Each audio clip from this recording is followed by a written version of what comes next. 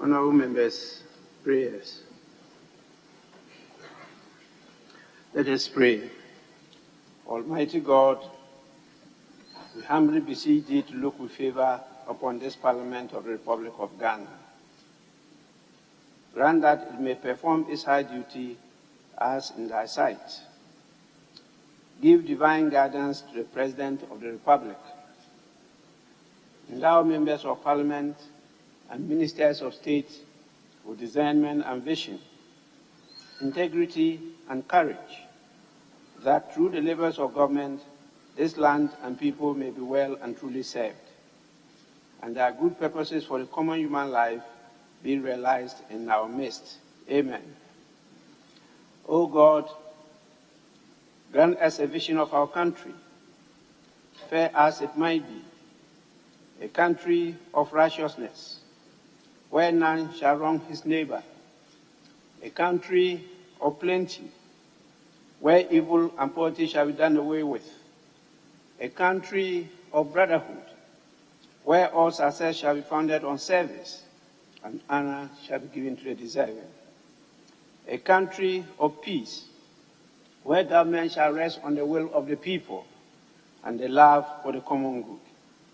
Bless the efforts of those who struggle to make this vision a living reality. Inspire and strengthen our people, that they may give time, thought, and sacrifice to speed the day of the coming beauty of Ghana and Africa. Amen.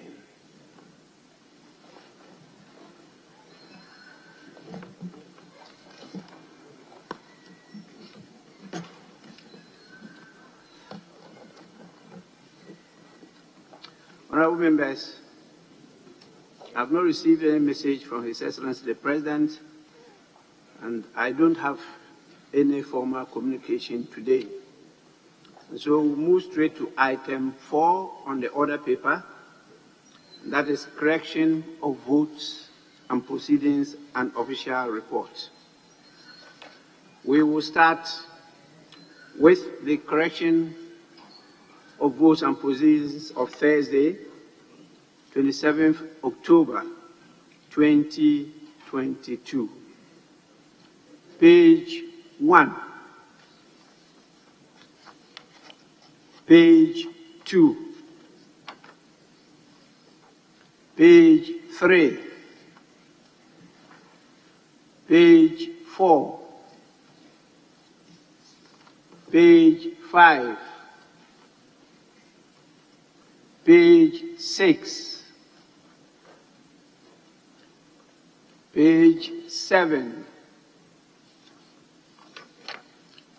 page 8. Yes, Honourable Member. Thank you, Right Honourable Speaker. Page 831, Kwame, MP for Keta. I was rightly here in the chamber, but I was marked absent.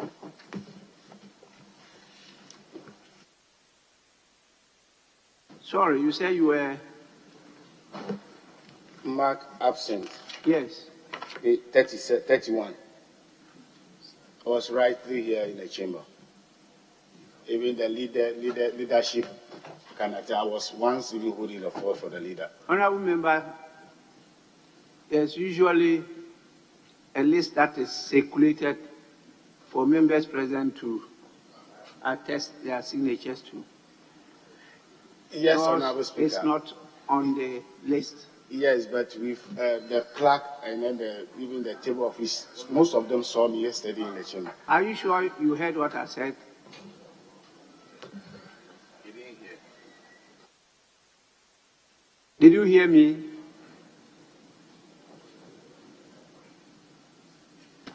The Speaker. Yes, please. Maybe my colleague didn't hear you, even though you were here yesterday. But what the Speaker is saying is that there's a list you were supposed to sign and you didn't sign.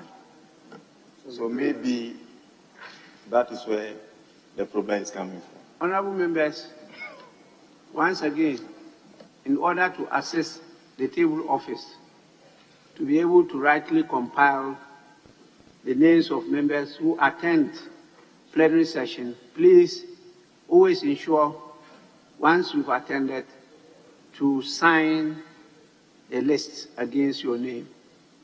It's very important. And so we'll take notice of that and direct the table office to make the correction that you were present yesterday. But in future, we will not do that for any other member again. I think this is sufficient notice. Yes, page 9.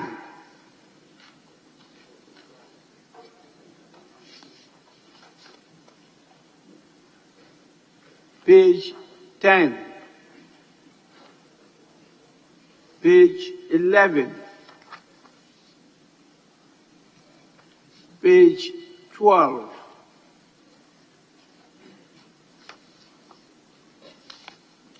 Page 13. Yes, please. Mr. Speaker, thank you. Mr. Speaker, page 13, item 1. If you permit me to read the first sentence, that the committee on Tuesday, 22nd August 2022 at 10:30 a.m. paid a working visit to the following printing companies to print government textbooks for basic schools. I don't know, is it a committee that went to print the textbooks for the government basic schools? That is where I don't understand.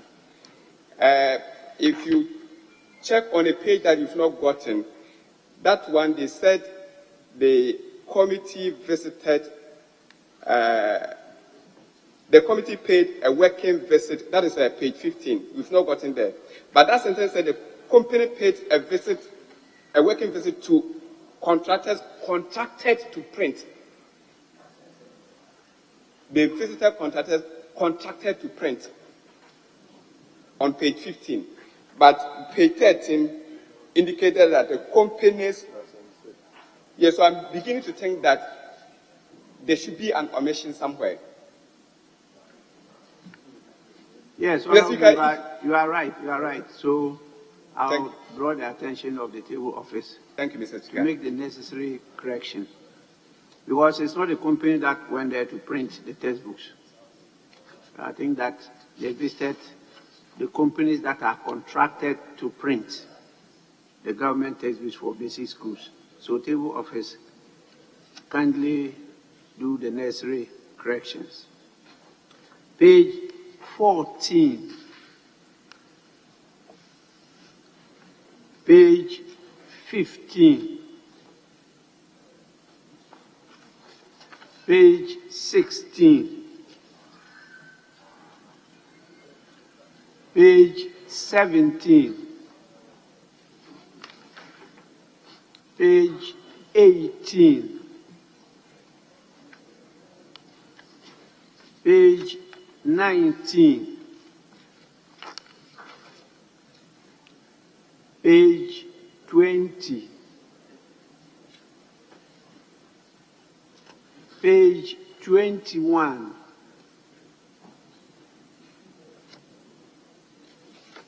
Page 22.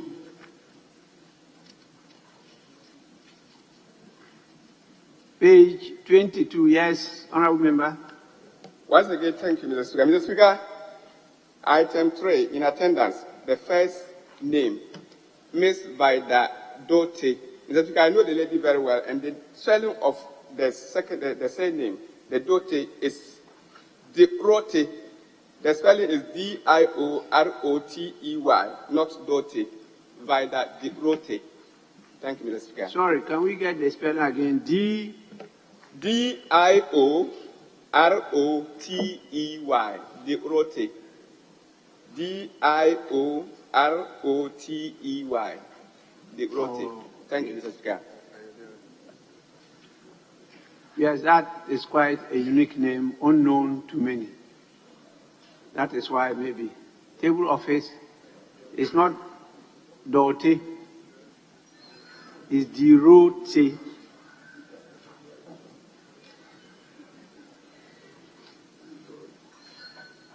So kindly do the necessary correction. Page 23. Page 24.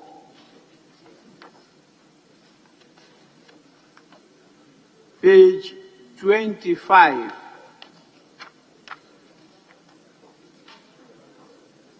Page 26.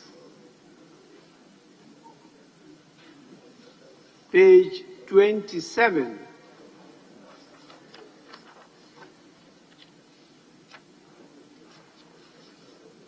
Page 28.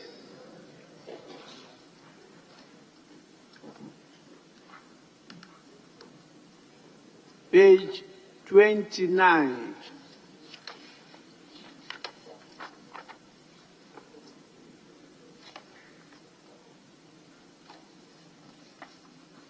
Honorable members, in the absence of any further corrections, the votes and proceedings of the third sitting of the third meeting of Parliament held on Thursday, 27th October 2022 are adopted as a true record of proceedings.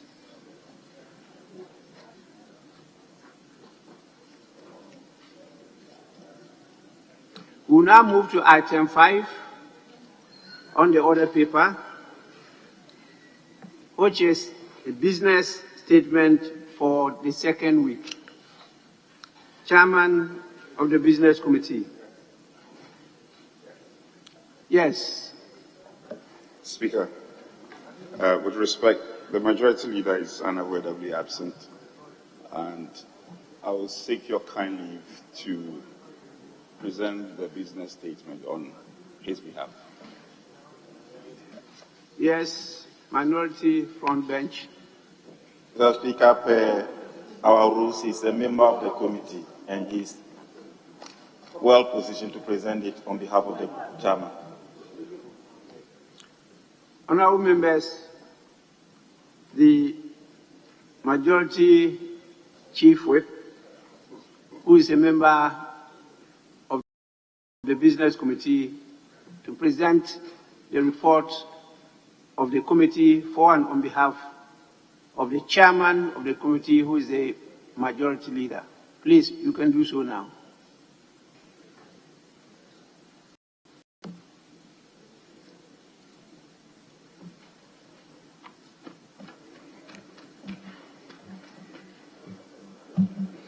The Speaker, the Business Committee met on Thursday, 27th of November, and has duly programmed these businesses for the ensuing week. And as you have gladly allowed me, I'll present it for on behalf of the Majority Leader. As I intend to limit myself to just on few portions, and I invite Hansa to capture the entirety of the report as same has been presented. Speaker, all in all, 45 questions have been programmed for next week. And these are the breakdown. We have a question for the Minister for Volta Region, 12 questions slated for the Minister for the Interior, 11 questions for the Minister for Food and Agriculture, 11 questions for the Minister of Health, 2 questions for the Minister for Environment, Science, Technology and Innovation, a question for the Minister for Railways Development, and 7 questions for the Minister for Roads and Highways. Speaker, in accordance with Order 72, statement may be admitted by your good self, papers may be taken, motions and their consequential resolutions may also be taken. As earlier intimated, I intended to limit myself to just a portion of the report. I so present. Thank you. Honorable members, business arranged by the Business Committee for the next week has been accordingly presented. It's now time for comments, if any, by members.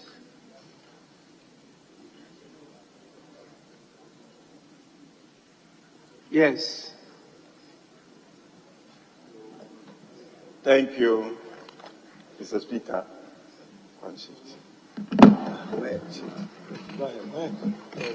Mr. Speaker, I was in the Business Committee on Monday. However, yesterday I was late. But on Monday, when the Business Committee met, two issues were very critical, and they were raised. And the chairman of the Business Committee assured the committee that he will make sure that yesterday, when we meet, the Business Committee will program the Electoral Commission report and the National Identification Authority's report on Thursday. That is next week, Thursday. I've combed through the report, which is going to take care of the activities from Tuesday to Friday. The report of the Committee of the Whole on the National Identification Authority is conspicuously missing on the business statement. The report of the special on the activities of the Electoral Commission and the new constitutional instrument that she intends to bring are also conspicuously missing on the business statement. Mr. Speaker, once the meetings took place 3.5 months ago, and the clerks were supposed to write the report, and the report to be presented when the House resumed. Mr. Speaker, we went to break for 3.5 months. We are back. The first Business Committee meeting, they were raised. The majority leader of government business, and the chairman of the Business Committee assured us that he will make sure that the reports are ready and will program them next week, Thursday. And after considering them, then the committee, after debating the report and adopting them, we will now schedule the Electoral Commission and the officials of the National Identification Authority to appear before the House so that we'll be able to iron out some of the differences that will arise from the questions, that the answers that they gave, because we made them differently. On their data, on the reason, justification for the steps that they are taking. So, Mr. Speaker, the whole nation is interested in this. Civil society organizations are interested in this. The whole House wanted to meet the Electoral Commission. It was the chairman who opted that, it should be special budget. So now that special budget has met them, you should bring the report to the House for every member of this House to know what happened and what is going to happen. We can't keep them in the dark like that. So, Majority Chief Whip and Acting Chairman Business Committee, may you assure this House when those two reports are going to be presented in the House. And now that they are not here, may you also alert the House when the two officials, the Electoral Commission and the officials of the Ghana Identification Authority, Ghana, when are they going to appear before the House? Because the assurance was that we must debate this, adopt it, meet them before we know the next plan of action on the constitutional instrument that they are playing. We don't want to ambush any other member in this House. So, any indication?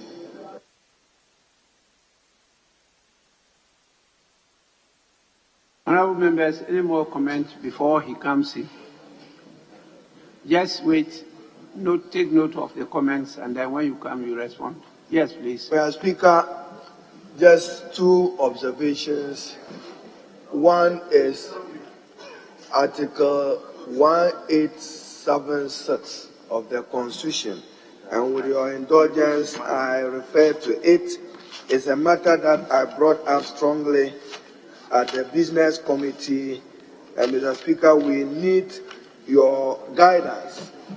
Article 187 is on the Auditor General, and in particular 1876 reads, Parliament shall debate the report of the Auditor General and appoint when necessary in the public interest a committee to deal with any matters arising from it. Mr. Speaker, there is some conflict of the law. The Supreme Court has ruled on matters relating to surcharge and disallowable allowances by the Auditor General. And the conflict is whether the Auditor General can proceed to do those things even when Parliament has this committee. And I think that, Mr. Speaker, Parliament must help the public purse in getting this committee constituted. I raised it at Business Committee. I've raised it with the majority leader. He agreed with me that probably we should get a retired jurist or a retired member of Parliament with good standing on account. Because, Mr. Speaker, misappropriation, embezzlement, all the fraud associated with Auditor General report. Tomorrow when we are asked, what have we done beyond the public accounts, we don't seem to have any answers. So I think that, Mr. Speaker, we need your guidance for us to constitute this 7-member committee.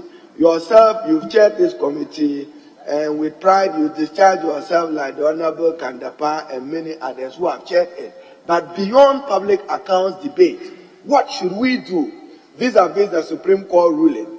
And, Mr. Speaker, that's the first issue. The second is what the Honorable Ibrahim Ahmed have raised. Mr. Speaker, there is a discrepancy in the numbers between what the Electoral Commission have registered as voters, up to 17 million, and what is on the roll of the National Identification Authority. And we hear that the Electoral Commission wants to rely on the National Identification Authority data.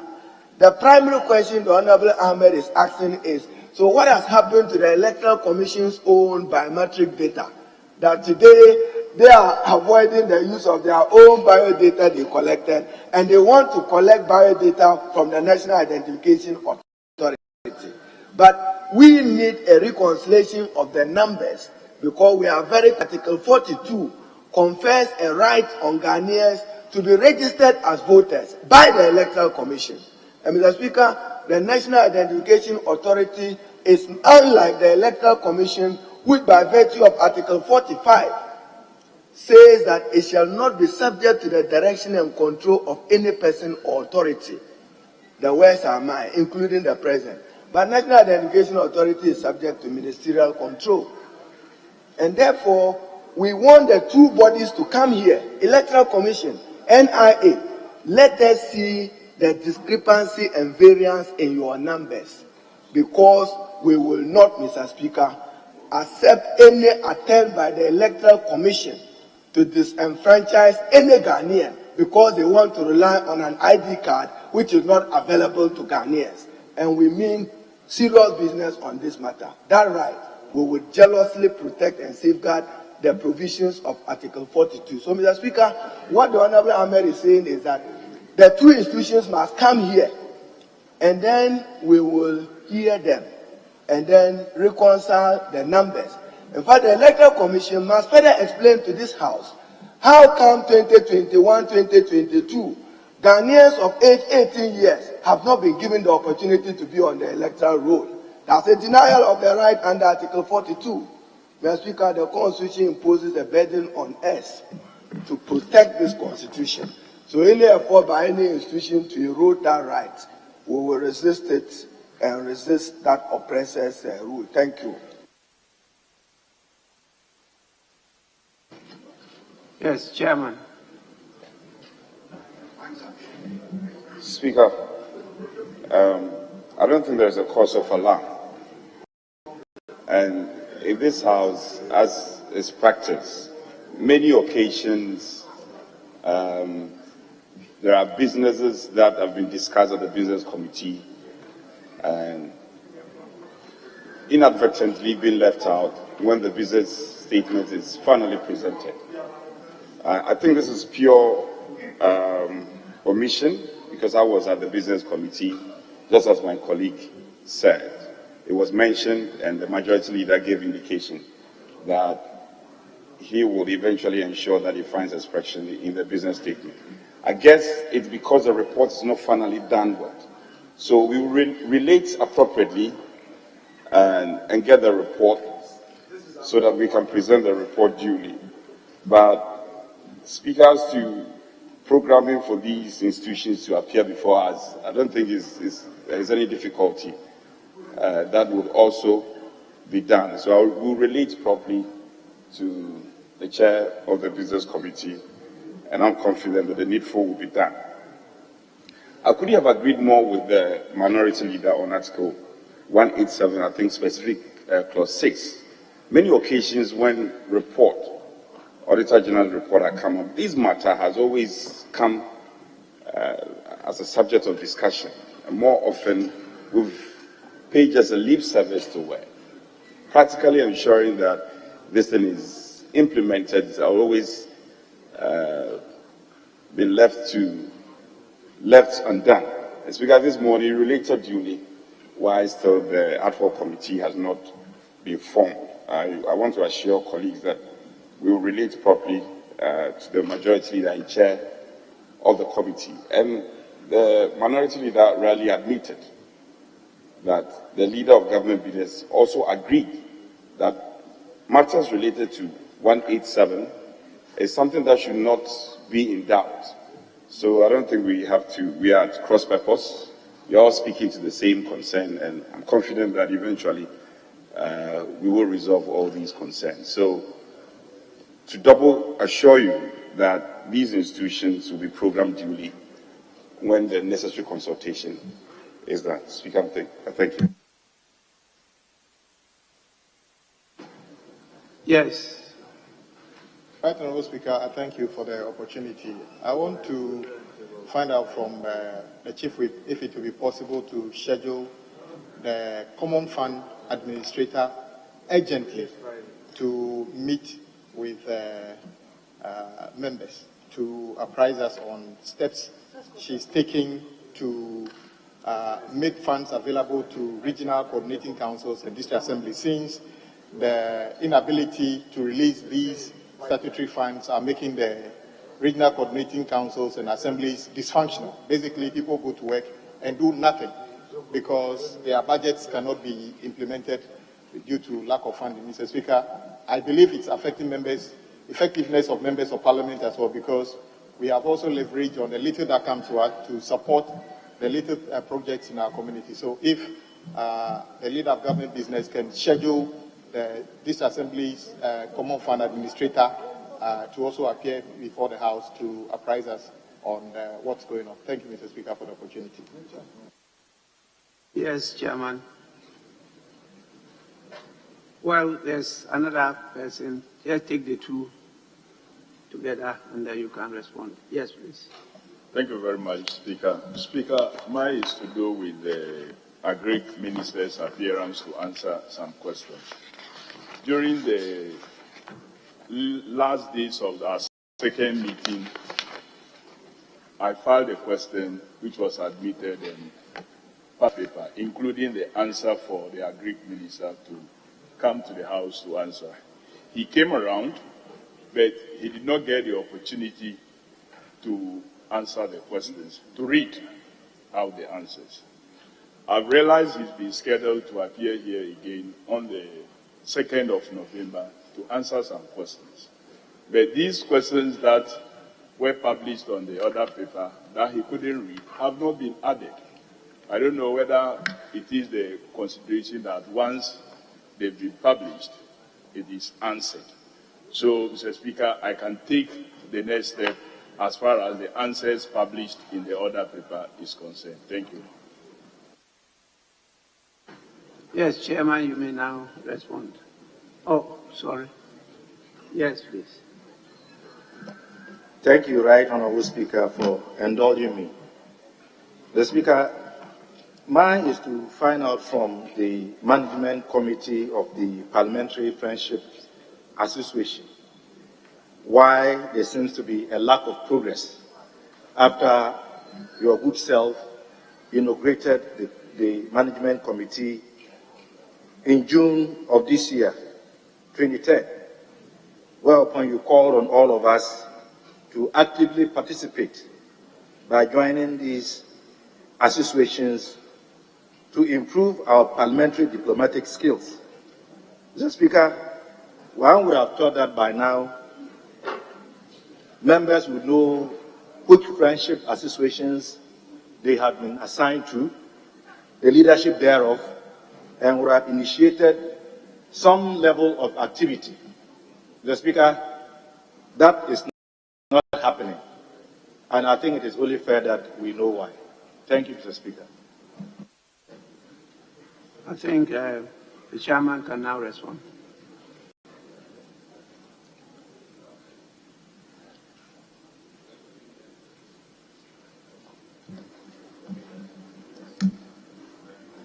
Speaker,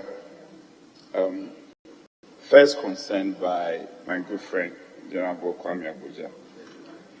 I think it's a justifiable call. Yeah, before we rose, it was a discussion that leadership engaged in. So, but I can assure you that we've started discussion to find out what the schedule and the plan is to deal with these areas specific to Common Fund. So, I'm in support of you, and we will do the needful. Honorable Kofi Adams' question will relate to the table office. And you are speaking to it because it was an outstanding question, and because the agric sector has been programmed to appear before the House. Ordinarily, you would have expected that that question will be picked. But you also admit that there are processes involved in this before the questions are finally appear on the order paper. I'm sure it has to do with notification. So we relate to the table office and be able to deal with that. The last question by Honorable Apak, I guess, Speaker, with your leave, the Deputy Leader has some good answers to your question, so I will defer that question to him to answer. Speaker, I'm grateful.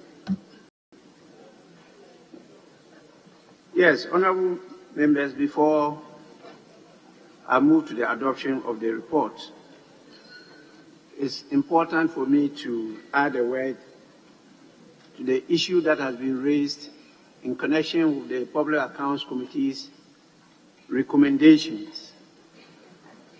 This issue cropped up when I was chairman of the Public Accounts Committee, and that is what urged Parliament to pass a law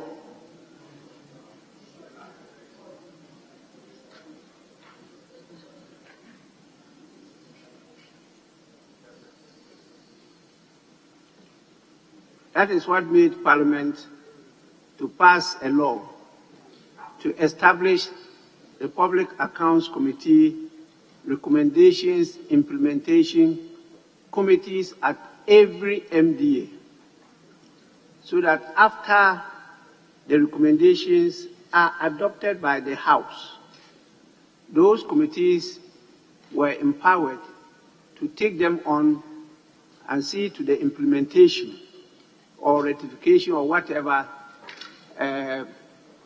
errors or gaps that were identified. I think those committees are functioning. In fact, when I was chairman, annually I used to request the list of membership of the committees from each MDA, and they used to submit them. And throughout, if you really followed up, they have been submitting their reports to the committee. And Parliament has succeeded, using the Auditor General's Department, in retrieving a lot of the funds that are usually found to have been either embezzled or mismanaged or whatever. And there have been some prosecutions in this matter. And so maybe we will need to get the Public Accounts Committee to be briefing the House on the progress made so far. If we are not satisfied with the performance of those committees, and we think that after the consideration of any report, there's a need for us to establish a committee to follow up on some issues, we could then proceed to do so. But we thought it was not necessary to be establishing committees after the debate of any of the reports. So we decided to establish permanent committees at that level because of the implementational challenges. And so I would direct that the Public Accounts Committee should follow up on this concern, submit to the House a report on the performance of those implementation committees for us to discuss and see whether they are effective. If they are not, and want to improve upon it, and want to establish a permanent committee in the House, chaired by any juries or whatever, we could then proceed to do so.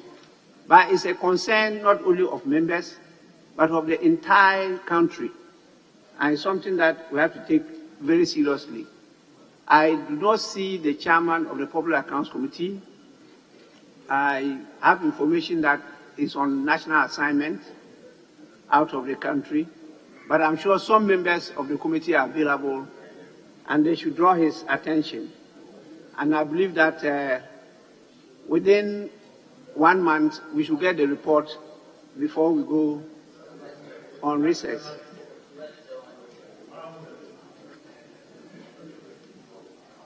I'm sure the Vice Chairman listened to me. So that issue, we'll proceed on it accordingly and see how best we could improve upon the the current situation. I have not also seen anything from the EC, and I have not been given any brief by the EC on any proposed instrument coming from them. And so I raised this some time ago. I'm yet to receive them to be briefed on it. Until that is done, they should forget about laying any such instrument in the House. I think there's been a misinterpretation and misunderstanding of the concept of independence of various state institutions or arms of government that are stated by the Constitution to be independent. The independence is in the performance of their functions. When the matter comes before Parliament, that is the performance of our function, not their function. And they cannot say they are not subject to the control of anybody, including the institution of Parliament. But at that time, that is our function we are going to perform. And we are not subject to the control of any arm of government or institution of state. So please, the EC, the Bank of Ghana, including the judiciary, should take note that their independence doesn't mean that independence has ousted Parliament from performing its functions. So if the CI is to come to the House, the proper thing must be done. Procedural and substantive law must be followed. And I will not allow any such instrument to be laid in this House until I am briefed. And I think that is the proper thing to do, together with the House, to make sure that the right thing is done in accordance with the provisions of the Constitution. Anybody who is not satisfied is permitted to proceed to the Supreme Court on this matter. So please, it's in their own interest to proceed to have the pre-laying meetings, not only with the committee, but with the leadership of the House, before anything can be submitted and be captured by our order paper. That, I believe, is sufficient notice to all.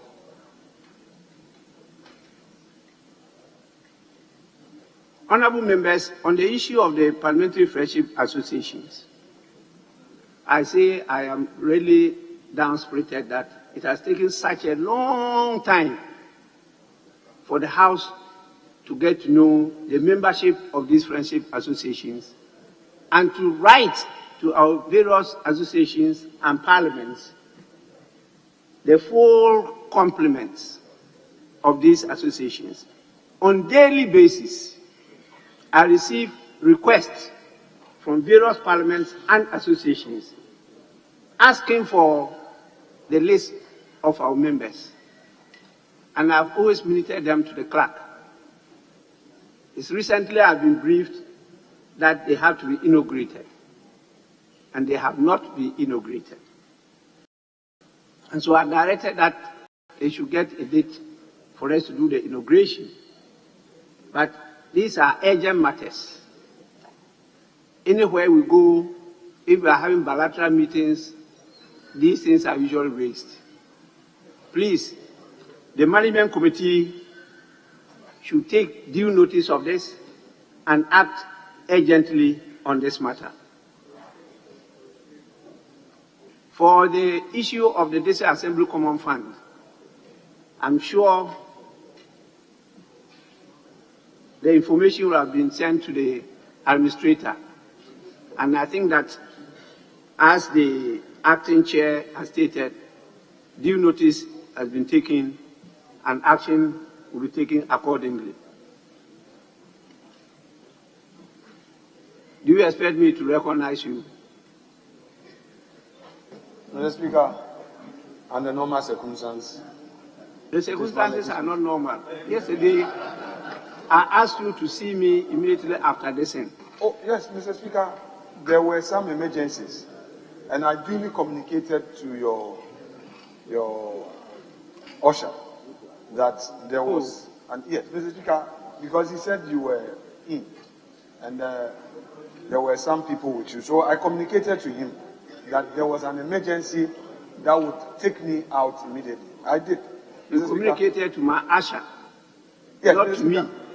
No, Mr. Speaker, Well, you said something. the usher will recognize you when you get up. No, Mr. Speaker, that is not the case. I apologize to you for the miscommunication. You are my son. You have my number. You have my everything. Yes, it's so. Your colleague came and we waited, and you never showed up. Mr. Speaker, I'm sorry. He assured me that he was communicating. That the ability to catch my eye includes conduct of what?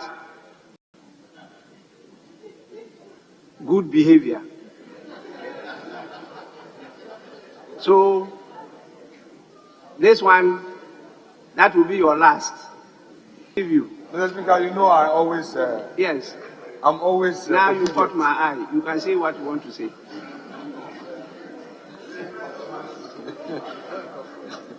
Yes, go on. Mr. Speaker, on the issue of the Friendship Association, I'm coming in because I chair the management committee. Mr. Speaker, everything that has to be done has been done. A memo was brought and I minuted to your good office. They brought their budget. Mr. Speaker, you are down-spirited because it has not been done. However, the administrators are also looking for a convenient date which will be suitable to you to preside over the inauguration. Mr. Speaker, Mr. Speaker, so obviously we'll be knocking at your door to see your convenient time. But we are ready because members have expressed their concern and they want it done as soon as possible. Well, I await the memo. I haven't received any such memo in my office. And so we'll work on it immediately it comes. Honorable members, the business statement as presented by the Majority Chief Whip for and on behalf of the Majority Leader and Chairman of Business Committee is hereby adopted, subject to the various comments that have been made by members. Honorable members, the first deputy speaker to take the chair.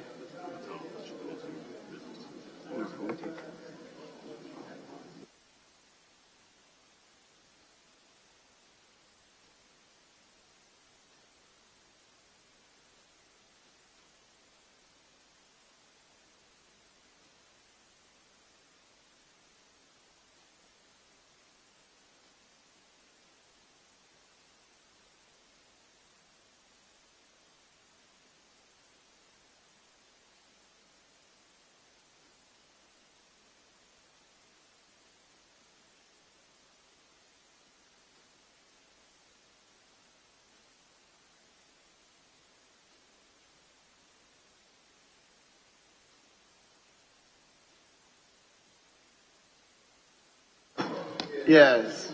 Speaker. I have to give the authority to read the motion.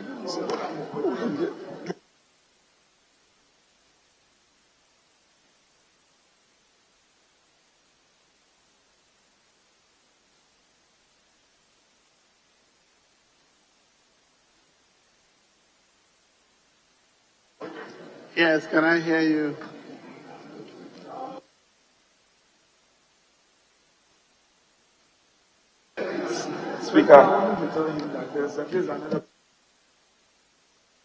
Speaker, leadership has related appropriately and we've come to some conclusion. So I'm moving the House for an adjournment to Tuesday, 10 o'clock in the forenoon. I so move. Yes. Yes. Thank you, Mr. Speaker. Mr. Speaker, rightly so, our colleagues drew our attention about the cabinet meeting that is ongoing, and today being Friday, and there are other committees that have been advertised. They were of the view that if we could spend more time at the committees to finish the committee's work, we could have many more reports next week, God willing. So I second the motion for the adjournment to Tuesday, 10 o'clock in the forenoon. Thank you, Mr. Speaker.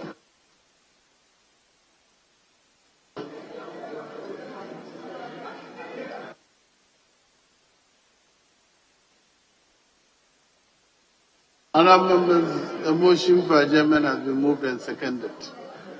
All in favour of the motion say aye. Aye.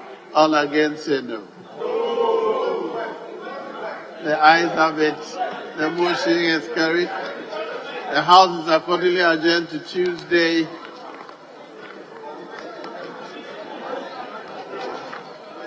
the November 1st, 2022 at 10 o'clock in the forenoon.